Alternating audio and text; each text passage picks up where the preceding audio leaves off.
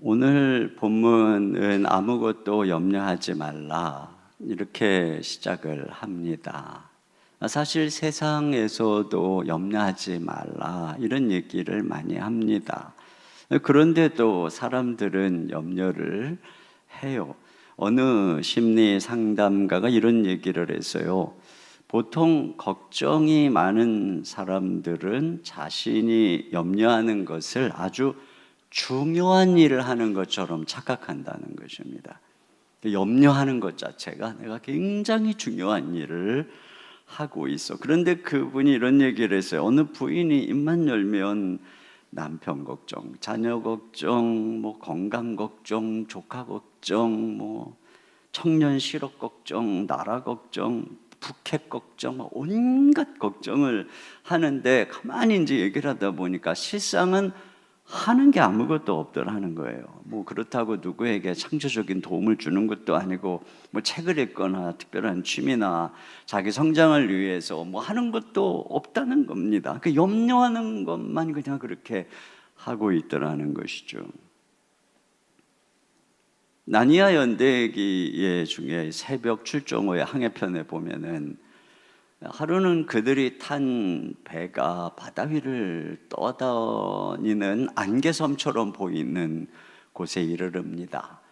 그래서 막상 가까이 가보니까 안개가 얼마나 자욱한지 들어가면 들어갈수록 어둠 그 자체였어요. 서서히 들어가는데 어디선가 도와달라는 외침이 있어서 선원들은 공포에 질린 한 사람을 물에서 건져냅니다.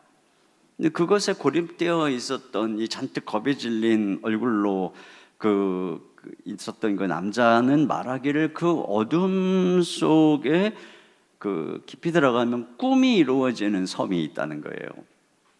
근데 왜 그런 꿈이 이루어지는 섬에서 도망을 하는가 의아해했는데 그가 말한 꿈은 어떤 우리의 바람이나 소원이 아니라 악몽을 말하는 것입니다. 이건 절대 이루어지면 안 돼. 평소에 걱정하던 것, 염려하던 것, 바로 그것이 이루어지는 섬이 그 안에 있다는 겁니다. 그러니까 그 말을 듣자 선원들 모두가 다 남몰래 두려워하고 근심하던 일이 현실이 될까봐 꽁지 빠지게 어둠의 섬을 탈출했다, 그런 이야기가 있어요. 여러분, 이 섬에 안개가 나타나는 게 뭘까요? 그게 바로 근심, 염려죠. 영국 런던에는 자주 안개가 자욱하게 껴갖고 심한 날에는 템즈강의 다리를 건널 때 한 치 앞도 내다볼 수가 없어서 안내방송을 들으며 움직여야 된다고 그러죠. 근데 그렇게 사방을 한 치 앞도 볼 수 없게 안개가 자욱하게 하는 그 물의 양은 이 물 한 컵 정도밖에 안 된다는 것입니다. 근데 이것으로 이런 정도의 근심거리로 인해서 막 전체를 다 자욱하고 컴컴하게 만드는 것, 이것이 바로 근심이라는 것이죠. 그런데 문제는 뭐냐? 그 안개의 섬에서 결국은 그 악몽이 이루어진다는 것이죠. 우리가 염려하는 이 일은 절대 일어나면 안 되는 바로 그것이 말이에요. 그래서 선원들이 꽁지 빠지게 어둠의 안개의 섬을 탈출했던 것처럼 우리도 꽁지 빠지게 염려로부터 탈출해야만 하는 것입니다. 자, 그러면 어떻게 염려에서 벗어날까? 염려 대신 기도해라, 이렇게 성경이 얘기하고 있죠. 6절 다시 한번 봅니다. 시작. 아무것도 염려하지 말고 다만 모든 일에 기도와 간구로 너희 구할 것을 감사함으로 하나님께 아뢰라. 네, 염려에 사로잡혀 있지 말고 대신에 어떻게 하냐면은 그 염려거리를 기도해라. 이 기도가 염려의 해결책이다라고 하는 것이죠. 그런데 모든 일에 기도와 간구를 하라고 있어요. 여기 모든 일은 내가 염려하는 모든 일을 말하는 것입니다. 그러니까 내가 뭐든지 염려가 되고 걱정이 되면은 그것들을 다 기도해라.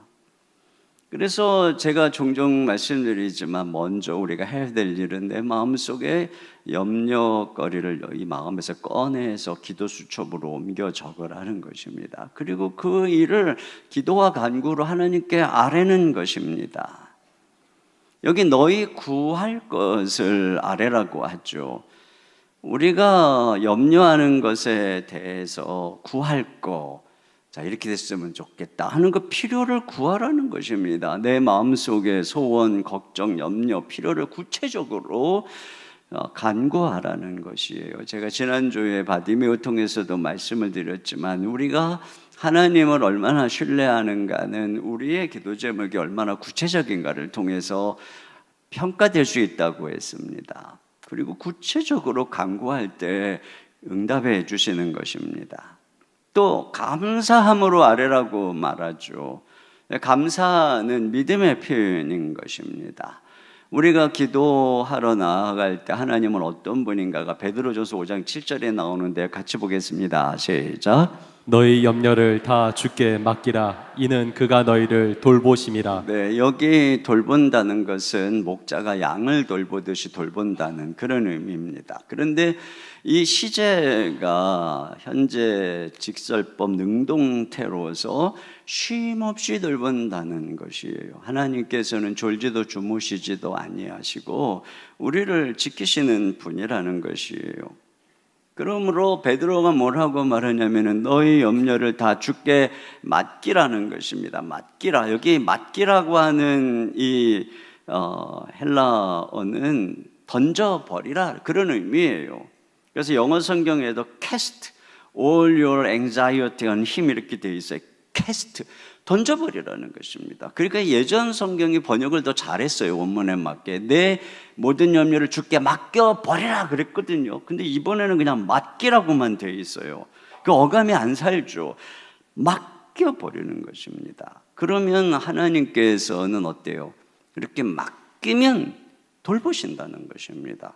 근데 이걸 보면은 맡기지 않아도 돌보시면 뭐 굳이 맡기라고 그러겠어요. 그러니까 맡기지 않으면 책임 안 진다. 왜? 사우나탕에 맡기시지 않은 물건은 책임지지 않습니다. 하나님도 똑같아요. 네가 맡기지 않았으니까 나 책임 안 진다. 그러니까 여러분 고민하지 말고 염려거리가 있으면 맡기라는 것이에요. 자, 그런데 기도할 때 주어지는 응답이 무엇인가? 자, 7절을 같이 보겠습니다. 시작. 그리하면 모든 지각에 뛰어난 하나님의 평강이 그리스도 예수 안에서 너희 마음과 생각을 지키시리라. 네, 여기 모든 지각에 뛰어난 하나님의 평강이 나오는데요. 자, 이 평강은 우리가 믿음으로 기도했을 때 얻는 축복을 말하는 것이죠. 제가 어떤 문제를 가지고 있으면 우리는 연약하니까 염려하고 걱정하게 됩니다. 그래서 저는 마음속에 어떤 조금이라도 염려거리가 있으면 내 마음에서 생각에서 꺼내서 기도 수첩으로 옮겨 적습니다. 그리고서는 이제 기도와 간구로 아뢰라고 그랬으니까 제 목소리로 그렇게 적혀진 기도 제목을 읽으면서 하나님께 아뢰입니다. 여러분 그냥 내가 생각으로만 길을 가면서 이렇게 기도하는 것하고는 다르게 내가 염려하고 또 바라는 것을 상세하게 기도 제목으로 이렇게 문자로 적고 마치 사장님한테 보고할 때 PT 준비해 가듯이 이렇게 적고 그리고 내 목소리로 주님 앞에 읽으면서 하나님하고 이렇게 기도를 하면 하나님께서는 우리 목소리를 들으신다고 그랬잖아요. 그렇기 때문에 이게 굉장히 우리에게 더 분명한 확신을 줍니다. 그래서 이제 내가 하루를 이제 이렇게 시작했는데 뭐 그 염려거리가 당장 해결된 건 아니니까 마음속에 염려가 찾아올 때 저는 분명히 눈으로 쓴 걸 보면서 목소리로 읽으면서 하나님께 맡겼단 말입니다. 그분께 보고했단 말입니다.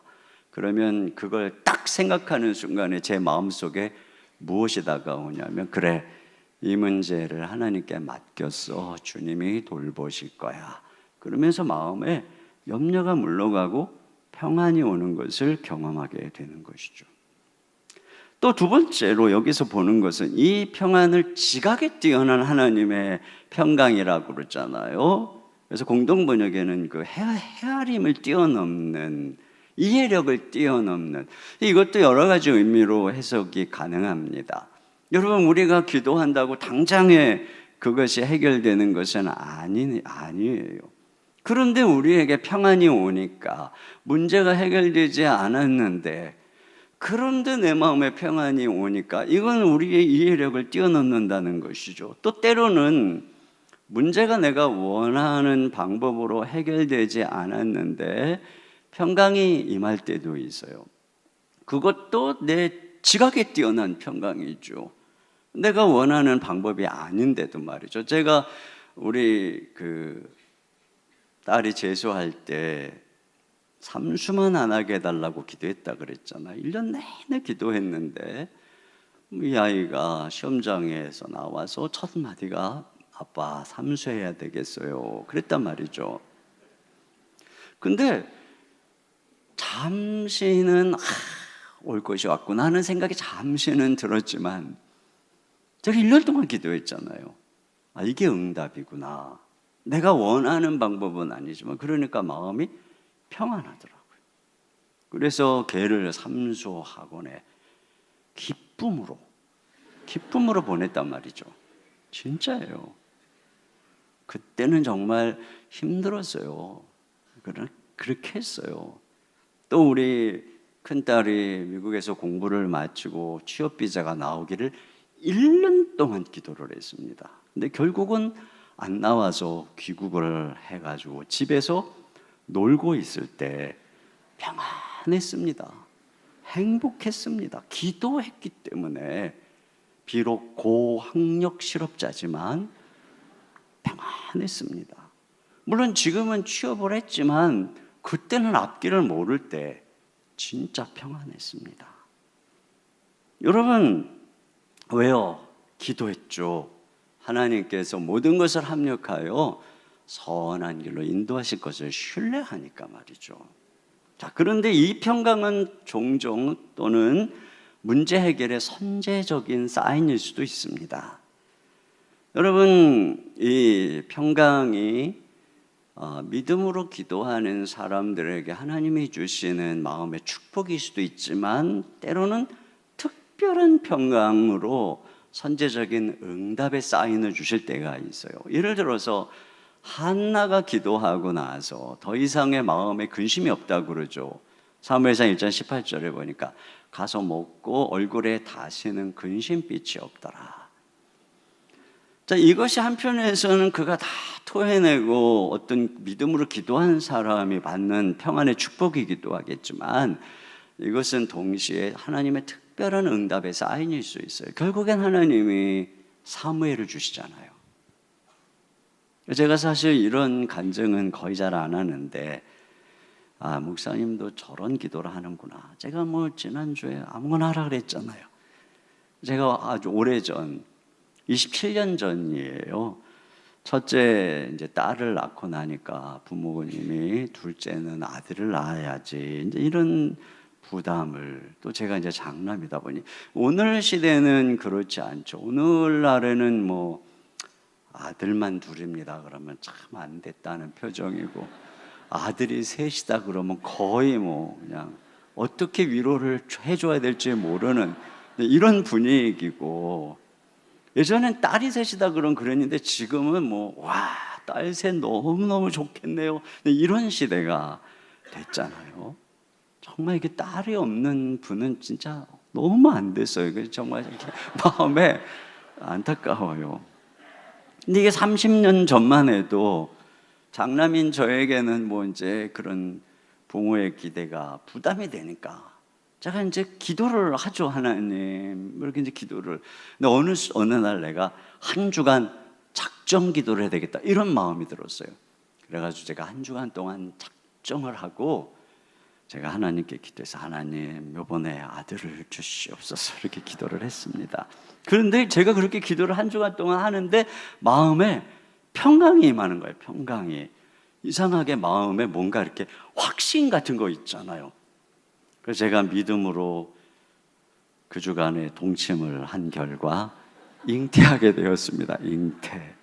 근데 잉태하게 될 때 마음속에는 확신이 있는 거예요. 그 평안. 참 그게 지금도 생생해요. 그런데 임신 초기인데 아내가 약간 하혈하는 그런 좀 일이 있었어요. 그건 잘못됐나? 그런 걱정하잖아요. 근데도 마음에 평강이 나를 딱 붙잡고 있는 거예요. 결국에는 하나님께서 건강하게 우리 둘째를 출산하게 된데, 종종 이렇게 하나님께서는 우리에게 이런 일이 있어요. 제가 지난 봄에 우리 특세할 때 어떤 문제로, 이거 개인적인 문제입니다만, 굉장히 열심히 이제 기도를 하고 있었는데 그 특세 중에 어느 날 갑자기 마음속에 그 문제에 대한 이상하게 불안한 마음을 주셔가지고 계속 열심히, 그러니까 기도하게 하시는 거죠. 그런 불안한 마음을 통해서 계속 기도를 했는데 어느 순간에 불안이 싹 사라지면서 마음의 평강이 쫙 임하는 것을 경험했어요. 그래서 이제 더 이상 이제 그 기도를 안 하게 되었는데요. 이제 다른 기도를 하게 되었는데, 시간이 지나갖고 그 문제가 다가올 때 예상했던 것보다 어려운, 예기치 않은 어려움이 생겼어요. 그때 딱 그런 생각이 들더라고. 그래서 하나님이 이 기도를 하게 하셨는가 보다. 근데 그때 평강을 주신 것이 생각이 나서 하나님이 예비하신 길이 있을 거야, 이런 믿음이 생기더라고요. 그래서 포기하지 않고 계속 걸어갈 때 진짜 기적적인 어려운 문제가 해결되는 것을 경험한 일이 있어요. 그러니까 이와 같이 하나님께서는 우리가 맡기고 기도할 때 이렇게 평강으로 응답의 사인을 주실 때도 있는 것이죠. 자, 근데 세 번째, 여기 평강이 뭐라냐면 마음과 생각을 지킨다, 이렇게 되어 있습니다. 우리가 좀 더 이제 주목하고 싶은 부분이요. 7절 하반절에 보니까 그리스도 예수 안에서 너희 마음과 생각을 지키시리라. 여기 지킨다는 것은 군인이 성을 지키듯이 대적으로부터 보호한다, 그런 뜻이죠. 자, 근데 이 평강이 뭐를 지키냐면은 마음과 생각을 지킨다, 이렇게 되어 있어요. 마음과 생각 같은, 거의 비슷한 내용이라고 보면 되겠습니다. 여러분, 성경은 마음에 대해서 뭐라고 그러냐면은 잠언 4장 23절 다 같이 읽습니다. 시작. 모든 지킬 만한 것 중에 더욱 내 마음을 지키라. 생명의 근원이 이에서 남이니라. 네, 마음을 지켜야 되는데 이유는 생명의 근원이 마음에서부터 난다는 거예요. 그 생명의 근원이 뭘까? 여러 가지로 생각해 볼 수 있는데, 이게 잠언은 지혜서잖아요. 그러니까 이 마음에서부터 지혜가 나오는 거고, 그 지혜가 사람을 살리기도 하고 죽이기도 하는 거거든요. 그렇기 때문에 이 마음을 잘 지켜야 올바른 지혜가 나오고 판단력이 나와서 그 사람의 인생의 생명이 된다는 의미에서 볼 수도 있고, 또 하나는 여러분, 이거 그냥 생명의 근원이면 생명력이라고 하는 의미로도 이해할 수 있어요. 누군가가 마음에 근심이 있으면 얼굴빛이 어둡잖아요. 그런데 마음이 기쁘면은 얼굴에 생기가 도는 것처럼 이렇게 마음에서부터 생명력이 흘러나오기 때문에 마음을 지켜야 된다는 것입니다. 그러면 평강의 마음을 무엇으로부터 지키는 것인가? 오늘 본문은 염려로부터 지킨다는 것이에요. 자, 염려하지 않기 위해서 기도하면 평강이 마음과 생각을 염려로부터 지켜준다는 것이죠. 근데 염려라고 하는 이 단어가, 메림나우라고 하는 이 단어는 이 나누다, 갈라버리다라고 하는 단어와 마음이라고 하는 두 단어가 합쳐진 것입니다. 그러니까 염려한다는 것은 마음이 나뉘어진다는 것이에요. 분산된다는 것이죠. 여러분, 군대의 병력을 이렇게 힘을 합쳐서 싸우면 강력한데, 이게 분산이 되면은 서로 갈라져서 힘을 합치지 못하면 약해지는 것처럼, 염려하면은 마음이 나뉘어서 마음의 생명력이, 마음의 분별력이 약해지는 것이에요. 우리가 사람을 대할 때도 막 집중할 수 있어야 되고, 어떤 일을 할 때도, 공부를 할 때도 집중해야만 열매가 맺어지고 성과가 맺어지는 것입니다. 여러분, 몰입이라고 하는 거 있잖아요. 몰입. 우리가 이렇게 몰입을 할 때 거기서부터 탁월한 창조력과 돌파력이 생겨나게 되는 것이지요. 여기서부터 우리의 마음의 힘이, 강력한 힘이 나타나는 것인데, 그런데 이 염려는 뭐냐면, 염려는 이 마음을 갈라놓는 것입니다. 그러다 보니까 집중을 못해요. 이 사람하고 얘기하면서도 자꾸 다른 생각을 하게 되고, 그러니까 어떤 프로젝트를 하면서도 자꾸 딴 생각을 하니까, 그럼 어떻겠습니까? 염려를 많이 하는 사람은 실상 삶에서 능력을 발휘하지 못하게 되는 것입니다. 저는 어려서부터 걱정, 근심이 많았어요. 가난한 부모님 아래서, 늘 또 자주 다투시는 부모님 아래서. 저를 사랑하고 돌보는 할머님이 계셨지만 그분이 병들고 늙어가시는 것을 걱정하는 등 저는 늘 걱정에 사로잡혀 있었습니다. 공부할 때에도 항상 걱정, 선생님이 막 설명할 때 딴 생각, 이게 마음에 분산되어 있으니까 제가 공부를 잘할 수가 없어요.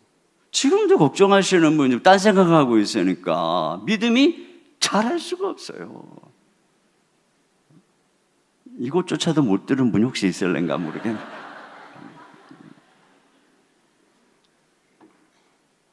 그러니까 이와 같은 것입니다. 그리고 이 마음이 염려로 병들면 결국 몸이 병들어요. 걱정을 멈추라 그러면 회복된다라고 하는 책이 있는데, 이 고혈압, 천식, 류마티스, 감기, 갑상선 기능장애, 관절염, 편두통, 시력장애, 심장병, 위장병이 염려와 직결이 돼 있어서 염려를 멈추니까 회복이 되기 시작하더라는 것입니다. 이와 같이 염려는 우리 안에서 이 마음의 생명력을 뺏어가니까 그 염려가 도둑이에요, 도둑. 우리 안에서 엄청난 자원을 앗아가는 도둑. 그러니까 이런 도둑인 염려로부터 우리 마음과 생각을 지켜야 된다는 것입니다. 성을 지키듯이 마음을 지키고 그 성의 이 성문이 생각입니다. 그 생각을 통해서 우리 마음속에 염려가 다가가는 것처럼 말이죠. 자, 그러면 무엇이 마음과 생각을 지킨다고 하냐면 하나님의 평강이 지킨다, 이렇게 말씀하고 있어요. 여러분, 보통 일반 종교에서는 염려를 이기기 위해서 비워라 이렇게 얘기를 합니다. 비워내라는 것이죠. 그걸 나를 내가 염려하게 되는 그 생각에서 벗어나라는 것입니다. 그래서 이제 하는 것이 쉼없이 목탁을 치면서 주문을 외우면서 거기에 집중함으로써 이제 이 생각에서 벗어나게 하고 이렇게 마음에 있는 그러한 여러 가지 번잡한 생각들을 덜어내는 것이죠. 그런데 성경의 방법은 우리에게 뭐라고 얘기를 하냐면은 쉼없이 하나님께 우리의 염려를 기도로 아뢰라는 것이에요. 그러면 내 마음속에 있는 그 염려가 무로 만들어지고 너 그거에 대한 집착을 버리고 그러는 것이 아니라 그런 염려에 대한 나의 필요, 이것을 아뢰는 거잖아요. 이건 무하고는 다르죠. 그렇게 하나님께 맡기면 하나님이 돌보시는 평강이 임한다는 것이에요. 그러니까 평강이 우리를 염려로부터 지켜준다. 그 평강이 우리의 마음속에 하나님이 우리에게 모든 걸 맡겼기 때문에 돌보신다는 그 믿음과 그 평강이 보초를 서주신다는 것입니다.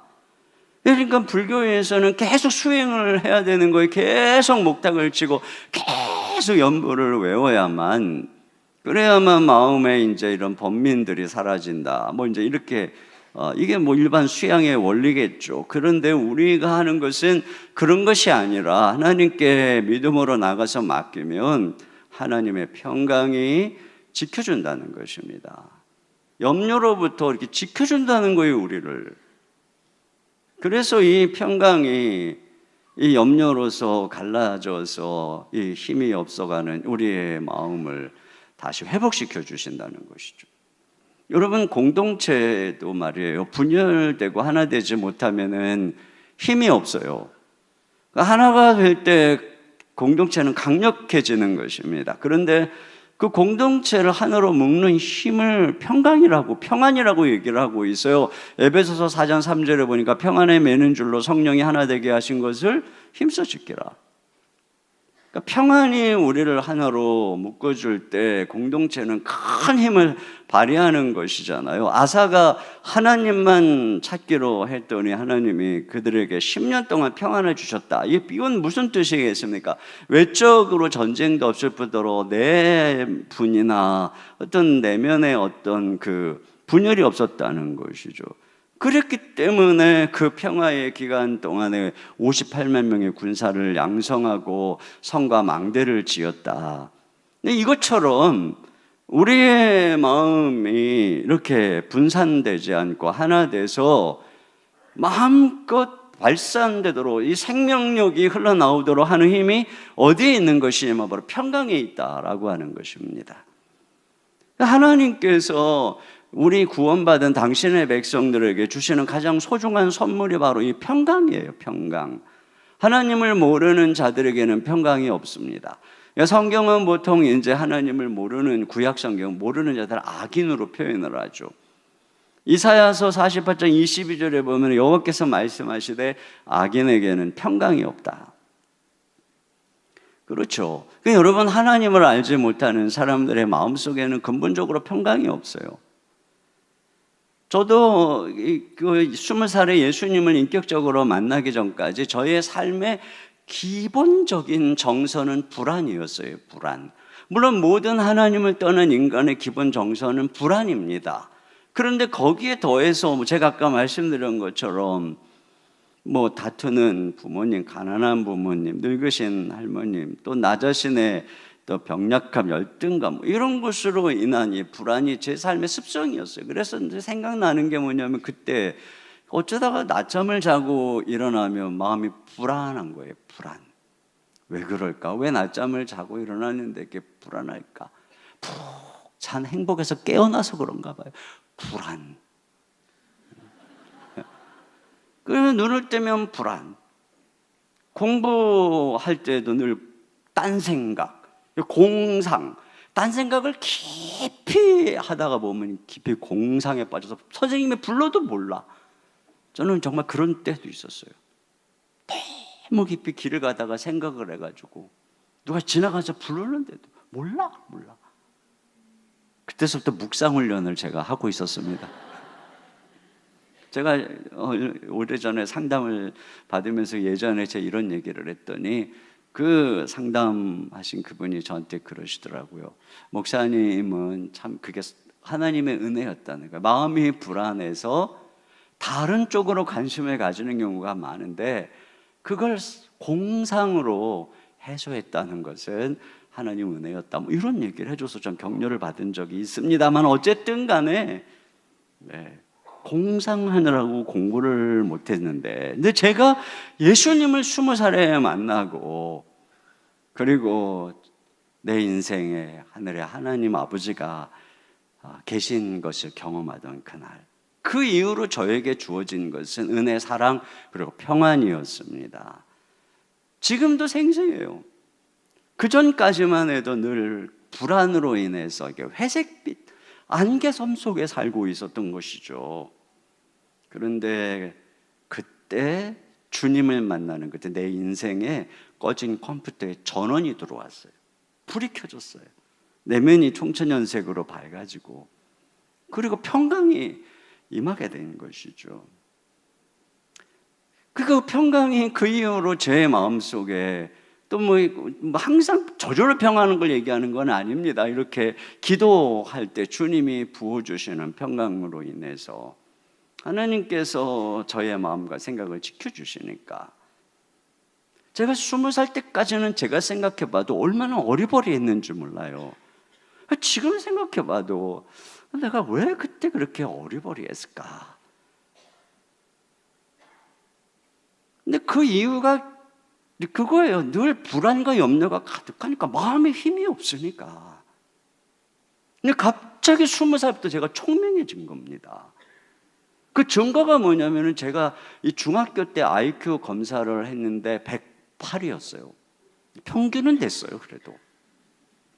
근데 제가 나중에 총명해져가지고 진짜 IQ 풀로 하는 IQ 테스트를 했는데 무려 138. 이런 사람입니다. 근데 왜 제가 그때 그렇게 어리버리했을까요? 마음의 불안, 염려. 근데 여러분, 제가 경험하는 게 뭐냐면 부모가 자녀에게 줄 수 있는 최고의 환경은 평안입니다. 평안. 돈, 과외 이런 게 아닙니다. 아무리 막 학원을 막 다 보내고 막 좋은 학원을 과외 선생을 붙여도 애가 마음이 불안하면 공부 안 해요. 딴 생각합니다. 왜 자꾸 삐뚤어 나갈까? 마음이 불안해서 그런 거예요. 아빠가 엄마한테 무관심하고 맨날 늦게 들어오고 엄마 얼굴 보니까 우울하고 애가 무슨 마음이 평안하겠어요? 불안해갖고 공부가 되겠냔 말이에요. 그러니까 애 공부 잘 시키려면 아내부터 사랑해야 되는 것입니다. 자꾸만 당신 뭐 했어요? 공부 안 시키고 이러지 말고 먼저 아내를 사랑하세요. 애가 공부 못하는 건 남편이 아내를 사랑하지 않기 때문인 거예요.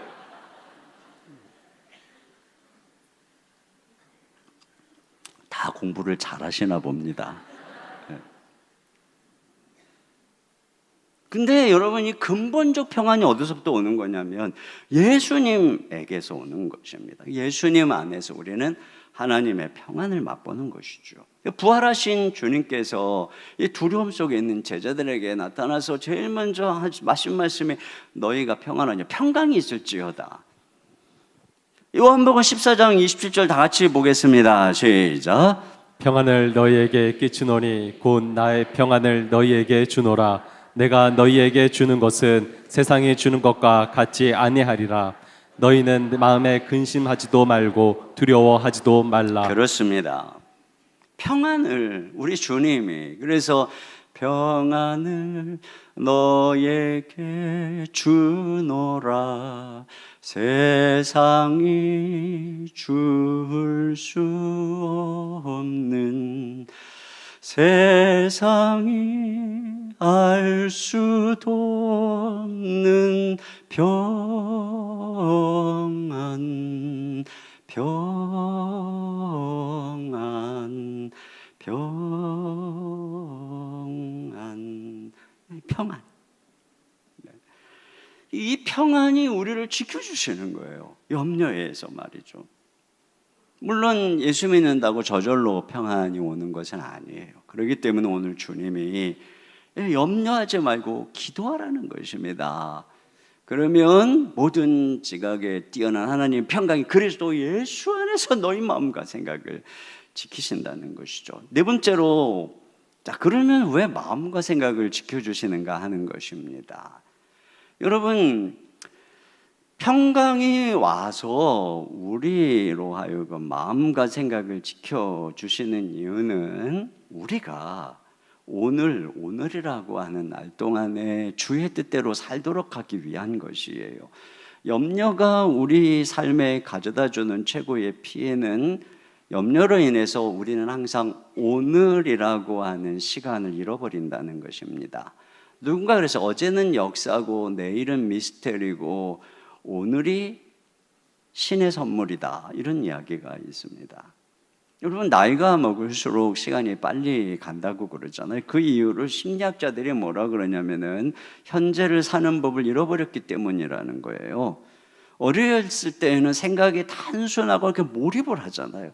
그러니까 순간순간 아이들은 막 다 잊어버리고 몰입을 하거든요. 순간순간. 그러다 보니까 모든 장면들의 스냅샷이 다 찍혀가지고 시간 단위당 기억하는 장면 수가 많은 거예요. 장면이 많으면 많을수록 동영상이 생생하게 재생이 되는 것처럼. 그러다 보니까 우리가 어렸을 때는 시간이 짧지만 내 기억 속에 엄청나게 많은 부분을 차지하게 되는 것입니다. 근데 어른이 되면은 분주한 일, 염려, 근심으로 마음이 분산되기도 하고 늘 하던 일을 하니까 현실에 집중하지도 않고 막 넘어가기도 하고, 그러다 보니까 1년을 지냈어도 뭐 기억에 스냅샷이 찍힌 게 별로 없는 거예요. 그러다 보니까 그냥 슬라이드처럼 조각조각 생각나고 재생이 금방 끝나버리고, 그러니까 한 해가 금방 가고 10년이 금방 가고 뭐 이런다는 것이죠. 근데 하나님께서 우리에게 평강을 주신다는 것은 오늘 순간순간 현재에 마음을 다하고 집중하라는 것입니다. 세 개의 보물이 있다고 그러죠. 황금, 소금, 그리고 지금. 여러분, 지금, 오늘. 우리에게는 지금밖에 없어요. 어제는 지나갔고 내일은 오지 않았고, 우리는 항상 지금 현재를 살아가고 있는 것인데, 마귀는 언제나 지금을 우리가 집중하지 못하게 하는 것입니다. 그래서 그 염려하게 해가지고 어제 일을 후회하게 하거나 내일 일을 걱정하게 하거나 이 지금을 살지 못하게 해가지고 지금을 계속 염려로 보내버리면 우리의 미래가 어떻게 되겠어요? 염려하는 게 오는 것입니다. 그래서 하나님이 우리의 마음과 생각을 평강으로 지켜주시는 이유는 지금을 살라는 것이죠. 자, 그런데 여기 이제 마지막으로 한 가지 더 생각해 볼 건 뭐냐면은, 이 뒤에 읽지는 않았지만 9절 하반절에 보면 또 이런 말씀이 있어요. 그리하면 평강의 하나님이 너희와 함께 계시리라, 이렇게 말씀하고 있습니다. 그러니까 앞에서는 하나님의 평강이 너희 마음과 생각을 지킨다고 그랬고, 이 9절에 가가지고는 그리하면은 평강의 하나님이 너희와 함께 계시리라, 이렇게 말씀을 하고 있어요. 여러분, 이 둘의 차이가 무엇일까요? 하나님의 평강은 하나님이 주시는 선물인 것이죠. 내가 함께하고 있기 때문에 주시는 선물, 약속으로 인한 선물이라고 할 수 있습니다. 그런데 투자는 하나님 자신인 것이죠.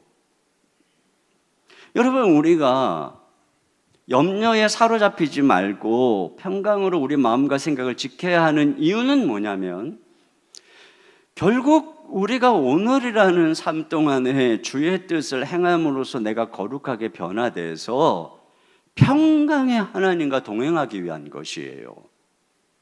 여러분, 이제 이 뒤에 내용을 시간이 없어서 자세히 읽고 이야기하지는 못하겠지만 핵심은 그거예요. 핵심은 생각 그리고 행동입니다. 그래서 8절은 여기 있는 이 8절 보면 무엇이든지 참되고 무엇이든지 경건하고 옳고 정결하고 사랑받을 만하고 칭찬받을 만하고 또 무슨 덕이나 기름, 이것들을 생각해라, 이렇게 얘기를 하고 있어요. 그러니까 우리의 생각이 그리스도를 닮아서 거룩하고 아름답게 바뀌어야 된다는 것이고, 또 9절에서는 행동을 말하고 있어요. 너는 내게 배우고 받고 듣고 본바를 행하라.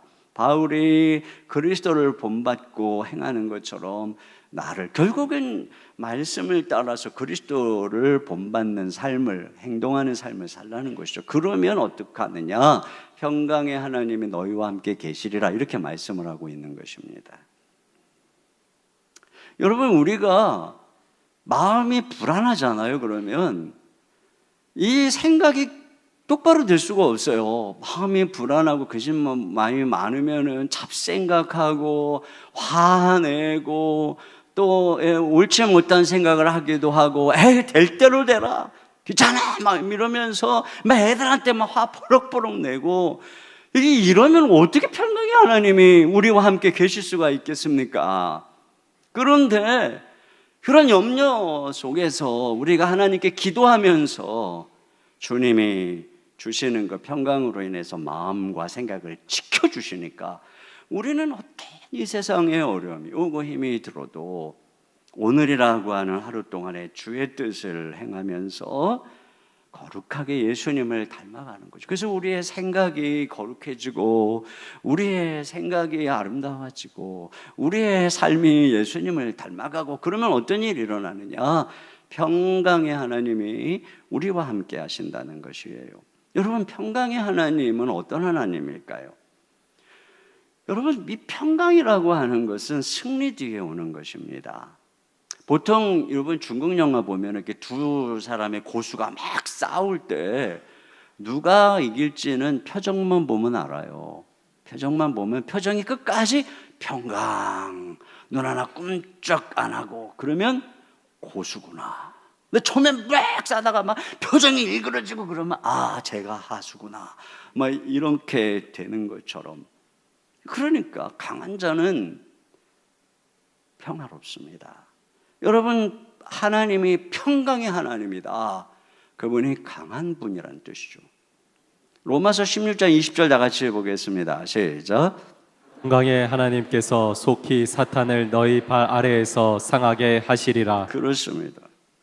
이건 사탄을 발 아래 짓밟는 하나님. 그래서 반모섬에서 요한이 유배됐을 때 로마의 박해 가운데 아래에서는 엄청난 핍박이 있지만 그가 열린 하늘문으로 올라갔더니 거기 하나님의 보좌가 있는데 그 보좌가 어때요?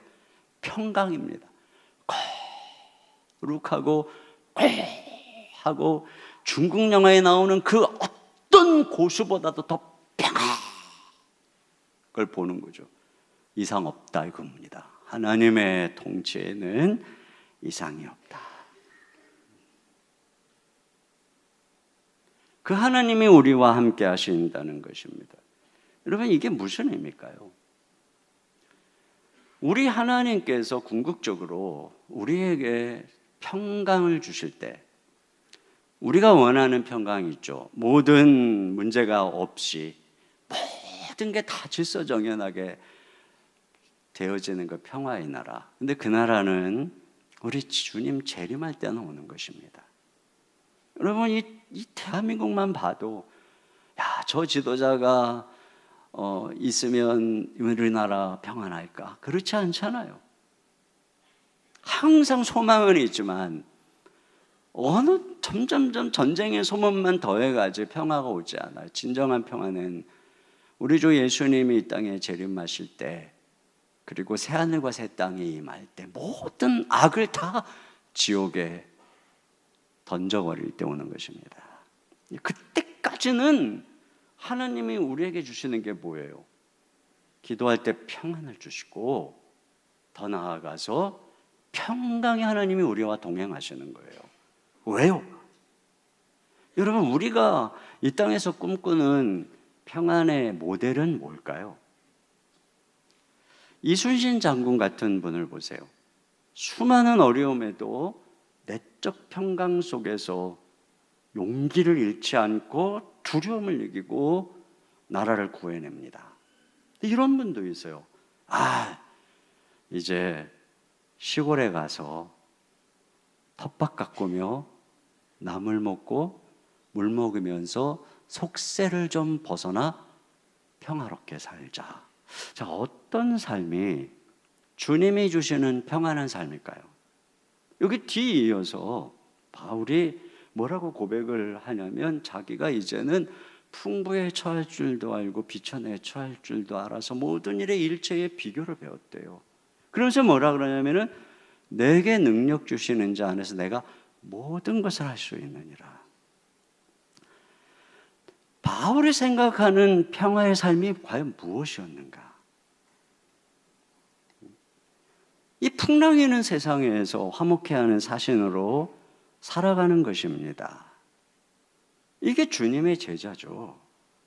그래서 다 어두운 세상, 평화가 없는 세상에서 이 평화의 왕이신 예수 그리스도를 증거하고 참된 평화를, 그 영혼을 구해내는 이 하나님의 나라를 세워가는, 이것이 우리가 화목해하는 사신으로 부름받은 것이고 주님의 제자들의 모습인 것입니다. 그렇다면 은퇴하고 속세를 떠나서 텃밭 가꾸고 평화롭게 살자는 것은 누구의 제자입니까? 제가 가만히 생각해 보니까 그건 아무래도 예수님의 제자를 닮기보다는 석가모니의 제자를 더 많이 닮았다고 말할 수밖에 없지 않나요? 그 스님들이 다 속세를 떠나서 주로 걷고 저 숲을 걷고, 주로 이제 나이 먹고 걷자 뭐 이런 분들 많잖아요.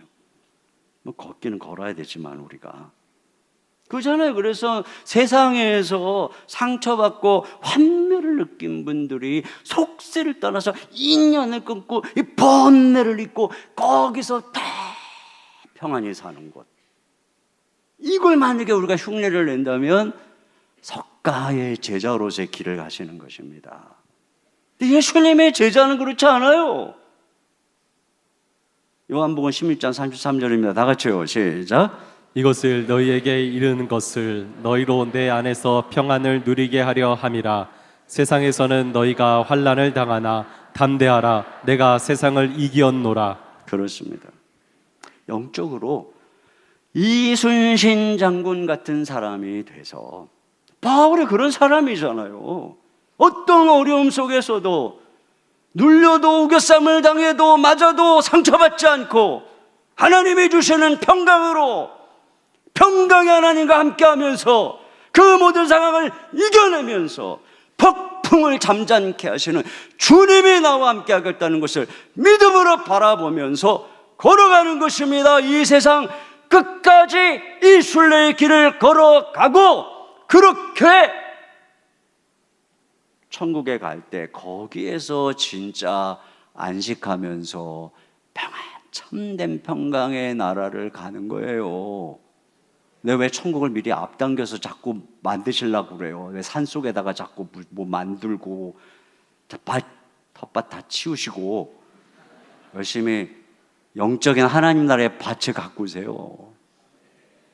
죄송합니다. 이게 아는 게 텃밭밖에 없어가지고. 우리 같이 기도 찬양 한 곡 드렸으면 좋겠습니다.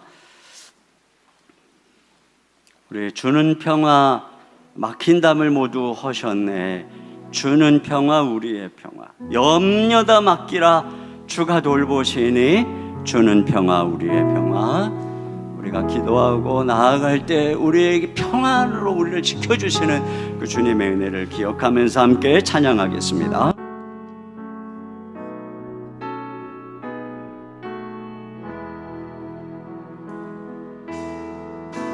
주는 평화 막힌 담을 모두 허셨네. 주는 평화 우리의 평화. 주는 평화 막힌 담을 모두 허셨네. 주는 평화 우리의 평화. 염려다 맡기라 염려다 맡기라 주가 돌보시니 주는 평화 우리의 평화.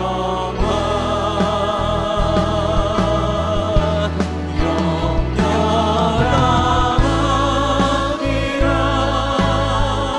주가 돌보시니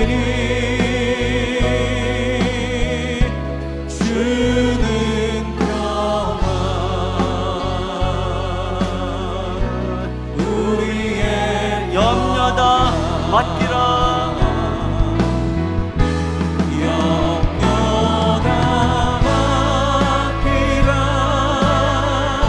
주가 돌보시니 주는 평화 우리의 평화. 염려다 맡기라 주가 돌보시니 주는 평화 우리의 평화. 우리 이 시간에 함께 기도 제목을 읽고 우리 마음에 있는 모든 염려를 맡기는 기도를 드렸으면 좋겠습니다. 함께 읽습니다. 주님, 파도처럼 밀려오는 삶의 염려와 걱정을 기도와 간구로 전능하신 하나님 앞에 다 맡기고 나아가는 믿음을 주소서. 주님, 우리가 기도할 때 평강의 복을 물 붓듯 부어주시고 마음과 생각을 온전히 지키사 오늘을 주님의 뜻대로 살아가게 하소서. 평강의 하나님, 세상의 풍랑 속에서도 우리와 함께 하사 화목해 하는 평화의 사도로 승리하며 살아가게 하여 주소서. 우리 같이 한 목소리로 기도하겠습니다.